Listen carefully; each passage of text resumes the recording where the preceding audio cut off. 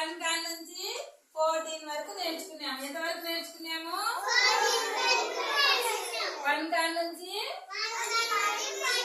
14 వరకు నేర్చుకున్నాము. ఈ నెల మనం ఏం నేర్చుకున్నాము? 13, 14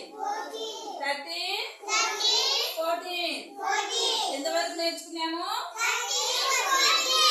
అందరు చెప్పండి, ఇదేంది? 1 చెప్పండి.